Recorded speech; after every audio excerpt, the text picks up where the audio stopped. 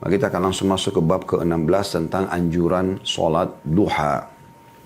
Hadits pertama dalam bab ini, yaitu hadits nomor 664 dari awal kita belajar.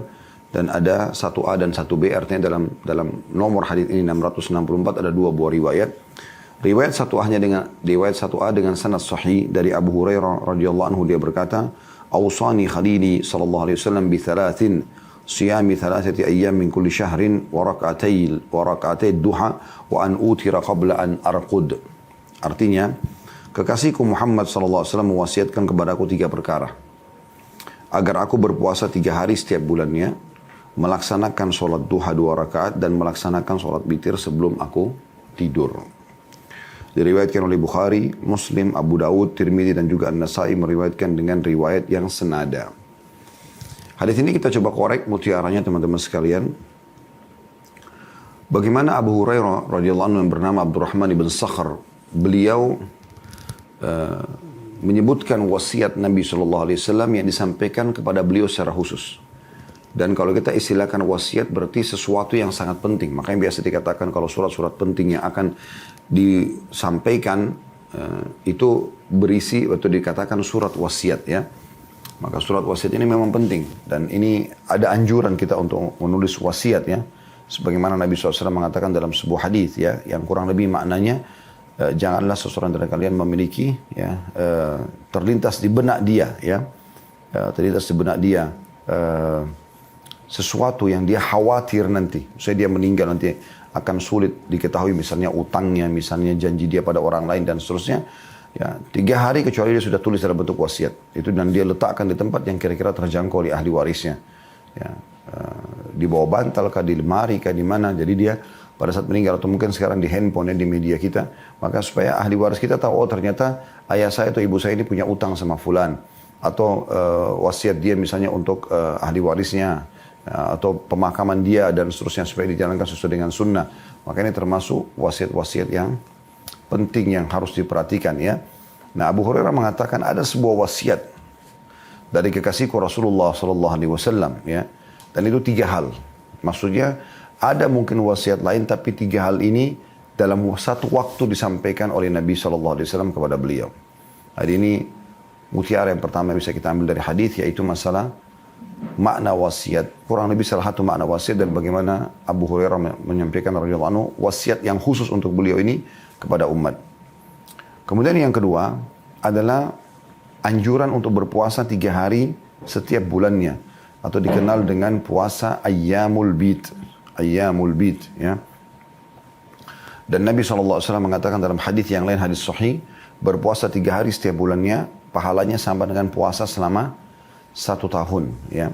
Ada sebagian ulama hadis menjelaskan, kalau Anda berpuasa 3 hari setiap bulan, tepatnya tanggal 13, 14, 15 dari bulan Hijriyah, maka ini dihubungkan dengan hadis yang lain, yaitu siapa yang melakukan satu perbuatan amal soleh, Allah akan lipatkan menjadi 10 kali lipat. Berarti kalau Anda puasa 3 hari setiap bulannya, sama dengan Anda puasa 30 hari. Karena 1 hari puasa sama dengan 10 hari puasa pahalanya. Sehingga dengan 3 hari puasa berarti sama dengan Anda puasa selama 1 bulan.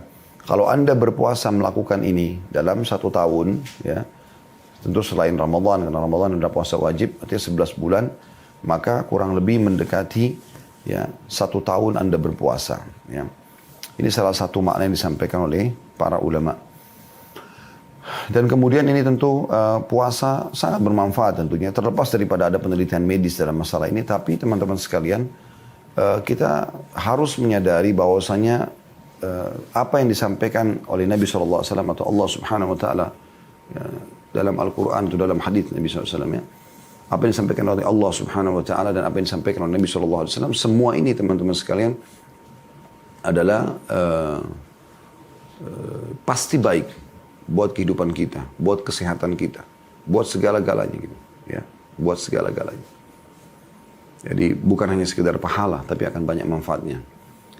Saya pernah melihat ada cuplikan dari salah satu dokter di Mesir ya, seingat saya namanya Dr. Abdul Daim, dan beliau sekarang lagi booming, sering mengangkat relevansi antara Al-Quran dengan alam keilmuan ya, atau penemuan apapun yang berhubungan dengan masalah ilmiah di waktu kita sekarang dengan teknologi yang ada tentunya ya. Maka salah satunya tentang puasa 3 hari ini. Jadi ada beberapa penelitian dari orang non muslim, bukan orang muslim ya. Kalau di pertengahan bulan itu, kalau ada yang berpuasa selama 3 hari ini, itu sangat besar untuk meningkatkan imun tubuh ya, untuk menetralisir darah dan segala macam hal yang berhubungan sama masalah kesehatan. Tentu orang teman-teman medis lebih pantas untuk membahas masalah ini, tapi saya cuma sekedar memberikan gambaran. Selain ada pahala, apa yang dianjurkan juga ada sangat besar manfaatnya buat kesehatan. Gitu kan? Pada tidak kalau dalam 1 bulan, Anda mungkin tidak berpuasa, ya, Senin Kamisnya, makanan dan minuman terus-menerus masuk ke dalam diri tubuh kita, maka itu akan dibersihkan atau minimal dinetralkan dengan adanya puasa tersebut. Anda hari-hari di mana Anda mengontrol makanan dan minuman yang masuk ke dalam tubuh kita. Ya. Kalau Islam sudah menganjurkan Anda puasa sunnah selain Senin Kamis, berarti sepekan 2 hari ya. Di dalam 7 hari itu Anda punya 2 hari penetralan. Kemudian di tengah-tengah bulan juga ada 3 hari puasa Ayyamul Bid ini. Kemudian mutiara yang ketiga, teman-teman dari hadits adalah anjuran untuk mengerjakan 2 rakaat sholat duha. Dan ini yang menjadi saksi bahasan kita karena bab kita membahas tentang masalah sholat duha. Ya. Serta ini jumlah minimalnya. Jumlah minimal dari sholat duha. Yaitu 2 rakaat. Yaitu 2 rakaat. Ya. Dan ini yang menjadi saksi bahasan kita serta kedepannya akan cukup banyak keutamaan-keutamaan sholat duha nanti akan kita dengarkan langsung ya. Jadi saya tidak rincikan sekarang tapi akan kita dengarkan langsung dari riwayat-riwayat yang ada. Tapi ini mutiara yang ketiga yaitu anjuran mengerjakan sholat duha dan minimal 2 rakaat.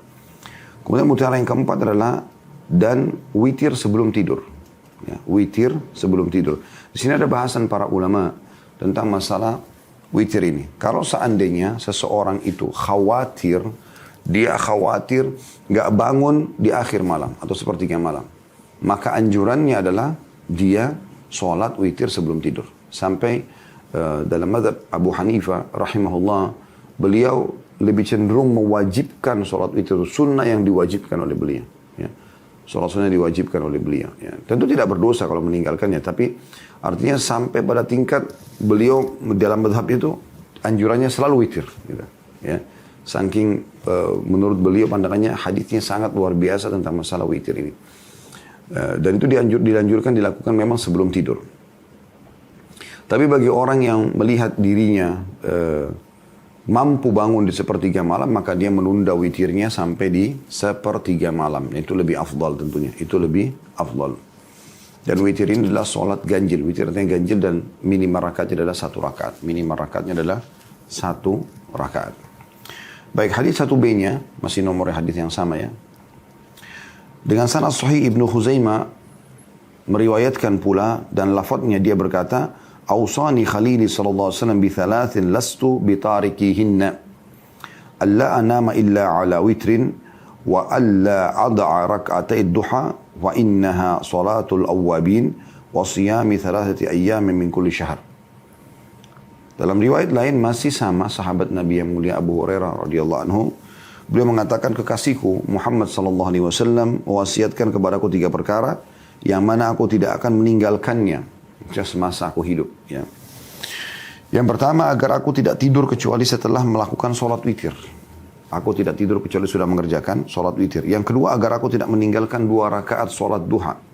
Dan yang ketiga, ya karena itu adalah sholat awwabin. Ada penjelasan footnote nomor 1 di bawah. Penggalan al-awwabin mempunyai syahid atau saksi dari hadis Zaid bin Arqam diriwayatkan oleh Muslim dan lainnya.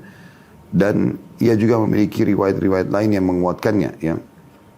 Sebagaimana disebutkan juga dalam As-Sahihah oleh Syekh Albani nomor 1164. Ya. Kemudian yang ketiga adalah dan puasa 3 hari setiap bulannya. Puasa 3 hari setiap bulannya. Baik, hadis ini teman-teman sekalian sama tadi ya sebelumnya menyebutkan tentang wasiat Nabi SAW kepada Abu Hurairah, dan Abu Hurairah radhiyallahu anhu menyampaikan kepada kita agar kita pun bisa menikmati ibadah ini dan meraih pahalanya gitu ya. Yang pertama yaitu tidur, ya ini lebih tegas lagi lafadznya, jangan tidur dalam keadaan sudah witir. Jadi kalau yang riwayat pertama tadi tidur sebelum witir, kalau ini adalah tidur dalam keadaan witir, maksudnya sudah witir sudah pastikan. Jadi mirip sebenarnya lafadznya, tapi ini lebih tegas ya masalah itu. Dan ini juga ada sebuah riwayat yang kami pernah dapatkan tentang bagaimana Nabi SAW menanyakan kepada Abu Bakar radhiyallahu anhu, kapan kau witir hai Abu Bakar? Maka kata Abu Bakar, sebelum tidur ya Rasulullah. Lalu ditanyakan kepada Umar, kapan kau witir hai Umar? Umar mengatakan, ya, setelah atau di akhir malam ya Rasulullah, setelah bangun gitu. Maka Nabi SAW menunjuk kepada Abu Bakar sambil mengatakan orang ini mengambil agamanya dengan kehati-hatian. Lalu ditunjuk kepada Umar, ya, orang ini mengambil agamanya dengan ketegasan. Mengambil agamanya dengan ketegasan. Jadi kita bisa lihat teman-teman sekalian di sini bagaimana Nabi SAW memberikan gambaran tentang pentingnya sholat witir itu. Ya, sampai-sampai beliau menjadikan itu sebagai tolok ukur orang ini hati-hati dalam mengambil agama. Artinya peka sekali ya, sampai-sampai tidak mau ketinggalan sholat witir tersebut. Abu Bakar di awal malam dan ya, Umar di akhir malam. Kemudian wasiat yang kedua mirip tadi, tidak meninggalkan 2 rakaat sholat duha, karena dia adalah sholat awwabin, orang-orang yang patuh kepada Allah Subhanahu Wa Taala. Kemudian yang ketiga, dan puasa 3 hari setiap bulannya. Sudah kita jelaskan tadi masalah ini. Baik, kita akan masuk ke hadis yang kedua dalam bab kita, dan ini yang langsung fokus kepada keutamaan sholat duhanya, karena kita sedang membahas anjuran sholat duha. Hadis nomor 665, urutan 2 dalam bab kita dengan sanad sahih dari Abu Dzar radhiyallahu anhu, dari Nabi SAW beliau bersabda, yusbihu ala kulli sulama min ahadikum sadaqah, fa kullu tasbihatin sadaqah, wa kullu tahmidatin sadaqah, wa kullu tahlilatin sadaqah, wa kullu takbiratin sadaqah, wa amrun bil ma'rufi sadaqah, wa nahyun anil munkari sadaqah, wa yujzi'u min dhalika rak'atani yarka'huma minad duha. Setiap persendian salah seorang dari kalian memiliki kewajiban sedekah setiap pagi. Setiap tasbih adalah sedekah, setiap tahmid adalah sedekah, setiap tahlil adalah sedekah, setiap takbir adalah sedekah. Amar bil ma'ruf adalah sedekah, nahi anil munkar adalah sedekah, dan semua itu dicukupkan oleh 2 rakaat yang dilakukan di waktu duha. Hadis diriwayatkan oleh Imam Muslim. Hadis ini memberikan pelajaran kepada kita, ya. Kita ambil dulu dari akhir hadis ya, yaitu keutamaan sholat duha. Yaitu keutamaan sholat duha. Kita bisa lihat di sini potongan hadisnya. Setiap persendihan salah seorang dari kalian memiliki kewajiban sedekah setiap harinya. Ya. Kalau kita hubungkan ini dengan hadis nomor 3, saya langsung bacakan sekaligus ya. Hadis nomor 666 dari awal belajar dan urutan 3 dalam bab kita ini dengan sanad sahih. Dari Buraidah radhiyallahu anhu dia berkata, aku mendengarkan Rasulullah SAW bersabda, fil insani sittuna wa thalathumiyati mafsal atau mafsil. Ya. Fa'alaihi an yatasaddaqa an kulli mafsilin bisadaqah. Qalu wa man yutiqu dhalika ya Rasulullah? Qala an-nukha'atu fil masjidi tadfinuha wa syai'u tunahihi anit tariq. Fa in lam takdir farak'ata duha tujzi'u anka. Pada diri manusia terdapat 360 persendihan. Jadi di hadis yang nomor 2 tidak disebutkan tentang jumlah persendihan. Dalam hadis ini, hadis nomor 3 disebutkan tentang ada 360 persendihan. Ya, jadi sendi-sendi kita ini kalau kita hitung potongannya ada 360 sendi. Maka dia harus bersedekah atas tiap-tiap sendinya. Setiap sendi ini harus ada sedekahnya. Supaya dia tetap bisa berfungsi. Ya. Mereka berkata para sahabat, siapa yang mampu melakukan itu wahai Rasulullah? 360 sendi dia harus sedekah. Artinya kalau jumlahnya 10.000 rupiah saja. Sendi kan tidak mungkin ya. Sendi itu bisa jutaan kalau sendi Anda patah satu. Ya. Itu mungkin jutaan operasinya gitu ya. Jadi nilainya mahal sekali sendi itu. Anggaplah kalau 1 juta. Ya. Berarti kita harus siapkan 360 juta gitu kan. Maka Nabi SAW mengatakan, kamu menimbun ludah orang di masjid adalah sedekah. Maksudnya kotoran di masjid. Zaman dulu kan orang tidak ada lantai kayak kita ya. Biasanya masih tanah saja. Nah ada orang-orang zaman dulu mereka meludah di masjid. Ini larangan, tidak boleh. Ya. Kalau sekarang mungkin Anda menggunakan tisu, Anda darurat sekali Anda letakkan di tisu. Lalu atau sapu tangan Anda letakkan di kantong Anda. Kalau darurat ya. Misalnya betul-betul nggak bisa lagi menahannya atau bersin ya. Ini semua pada saat Anda sedang sakit misalnya. Atau tidak sengaja Anda bersin, maka Anda tahannya, tutup dengan kain, maka itu insya Allah tidak masalah. Tapi kalau Anda biarkan tersebar sana-sini, ini masuk dalam larangan sebenarnya. Termasuk hal yang dihitung dosa di sisi Allah Subhanahu Wa Taala. Tapi yang jelas, kalau kita lihat ada ludah, ada kotoran di masjid, lalu kita bersihkan, itu terhitung sedekah juga. Kemudian kamu menyingkirkan sesuatu yang mengganggu dari jalan, juga sedekah. Jika kamu tidak mampu, maka cukuplah 2 rakaat sholat duha darimu. Diriwayatkan oleh Ahmad, dan lafaz hadis ini adalah lafaz Imam Ahmad, dan Abu Dawud juga meriwayatkan, Ibnu Khuzaimah juga meriwayatkan, serta Ibnu Hibban juga meriwayatkan dalam sahihnya. Baik, hadis ini teman-teman sekalian sebenarnya kita konekkan sama hadis yang sebelumnya, tapi memang yang saya ingin hubungkan sekali, kita kembali hadis nomor 2, setiap persendian salah seorang dari kalian memiliki kewajiban sedekah setiap pagi. Nah, itu hadis nomor 2. Hadis nomor 3 disebutkan tentang 360 jumlah 360 sendi. Ini juga sama, saya pernah melihat penelitian ilmiahnya dan ternyata terbukti secara medis apa yang disampaikan baginda Nabi SAW untuk membenarkan tentang masalah ini. Karena memang ternyata teman-teman sekalian di tubuh kita ada 360 sendi. Itu penelitian ilmiah sekarang dengan teknologi canggih, dan itu sudah disampaikan 1400 tahun oleh Nabi alaihi salatu wassalam. Baik, dari hadits ini kita ambil pelajaran pertama, bagaimana jumlah sendi manusia ada 360 sendi. Atau kita ambil dari pelajaran pertama dari langsung keutamaan sholat duha dulu ya. Karena keutamaan sholat duha, dia akan menutupi semua sedekah untuk 360 sendi itu. 2 rakaat sholat duha, dan ini tidak mengambil waktu yang banyak gitu kan. Mungkin 3 menit sampai 5 menit kalau Anda dengan tenang melakukannya. Maka insya Allah pada hari itu diharapkan semua sendi ini sudah terpenuhi sedekahnya. Pelajaran yang kedua, hampir seluruh amal soleh dihitung sedekah untuk sendi-sendi kita. Di sini dirincikan oleh Nabi SAW, setiap tasbih mengucapkan subhanallah adalah sedekah. Setiap tahmid mengucapkan alhamdulillah adalah sedekah. Satu kalinya berarti sama dengan 1 kali sedekah untuk sendi. Dan setiap tahlil la ilaha illallah adalah sedekah. Setiap takbir Allahu Akbar adalah sedekah. Jadi kalau Anda baca subhanallah, alhamdulillah, wa la ilaha illallah, Allahu Akbar, maka Anda sudah memiliki 4 sendi Anda sudah disedekahkan. Yang Anda lipat gandakan kalau ini mau dihitung tentang masalah ini ya. Tentu tanpa, kalaupun kita sudah sholat duha kan sudah terpenuhi 360 sendi itu. Tetapi ini ada pahalanya ya, bukan tidak ada pahalanya. Bukan cuma sekedar fungsi untuk bersedekah untuk sendi-sendi tersebut, tapi memang ini akan ada pahala tersendiri. Kemudian juga dikatakan, dan amr bil ma'ruf, menyeru pada kebenaran, kebaikan, juga dihitung sedekah. Misalnya ada nasihatin orang, mengajak orang untuk sholat, untuk zikir, untuk berdoa, untuk bakti sama orang tua dan seterusnya. Melarang dari kemungkaran, mungkar semua yang agama larang juga sedekah. Apapun itu, Anda nasihatin orang yang sedang salah. Ada orang merokok di jalan dan nasihatin, ada orang terbuka aurat yang dan nasihatin.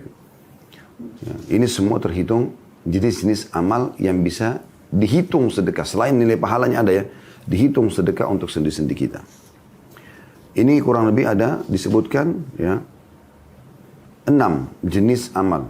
Zikir, subhanallah, alhamdulillah, wa la ilaha illallah, Allah Akbar, ini sudah 4, masing-masing sedekah.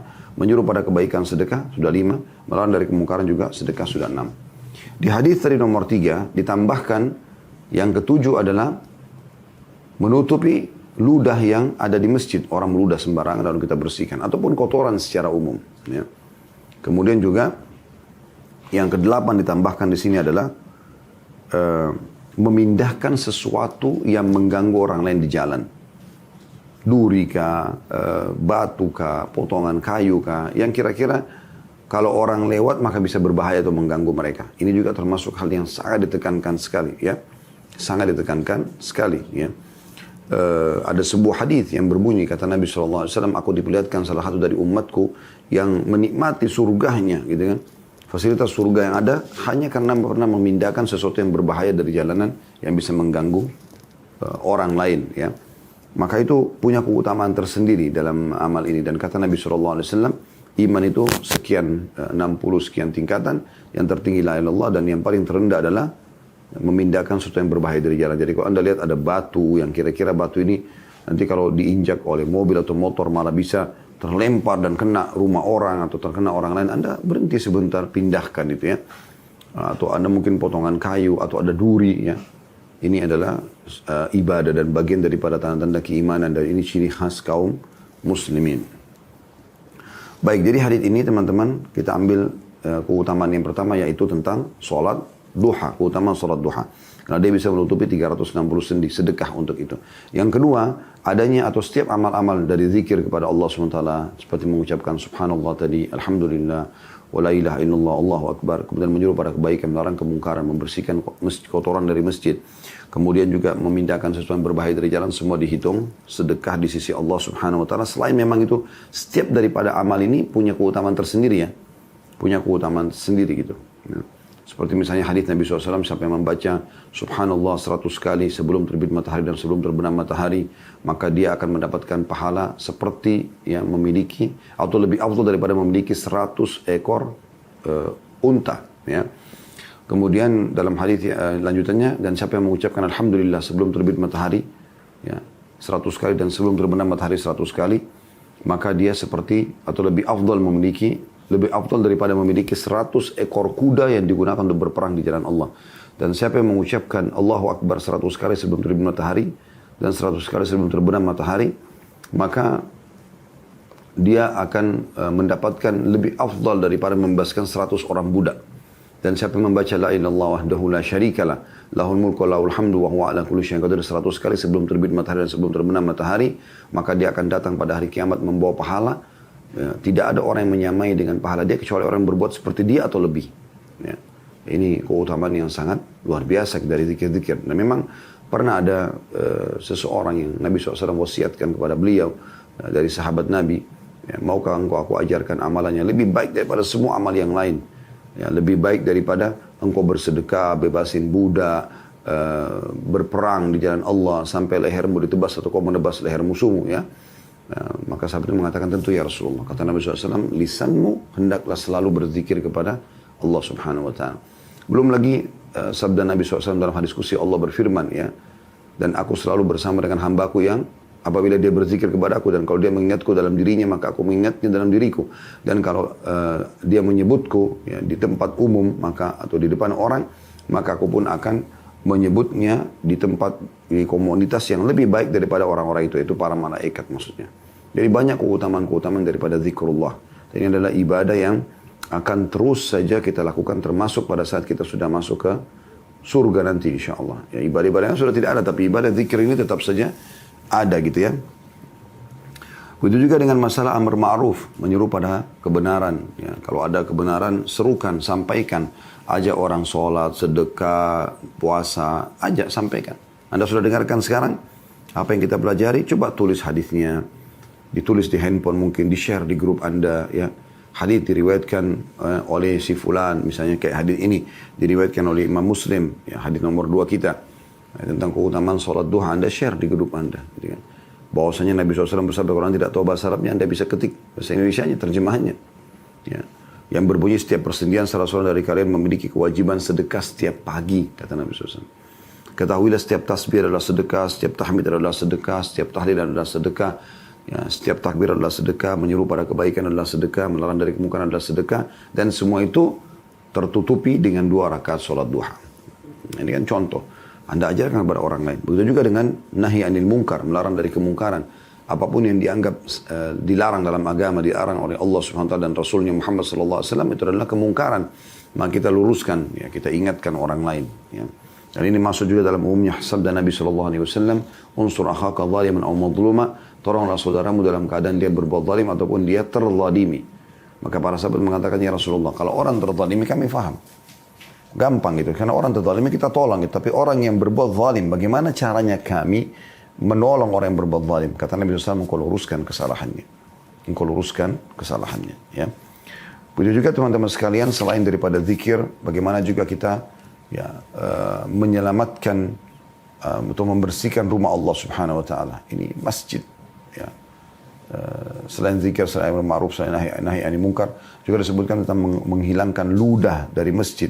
Atau secara umum tadi sudah saya sebutkan, maaf, ingus ataupun kotoran-kotoran yang lainnya ya. Maka ini juga adalah sebuah ibadah tersendiri dicatat di sisi Allah Subhanahu Wa Taala. Ini menandakan Islam adalah agama yang bersih.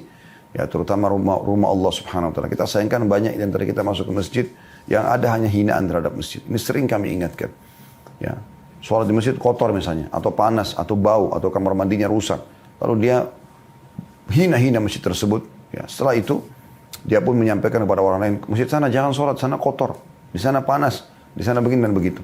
Akhi dan ukhti, Allah SWT tidak menyampaikan kaki kita ke masjid itu kecuali untuk supaya kita bisa punya andil, ya, bukan kita hina.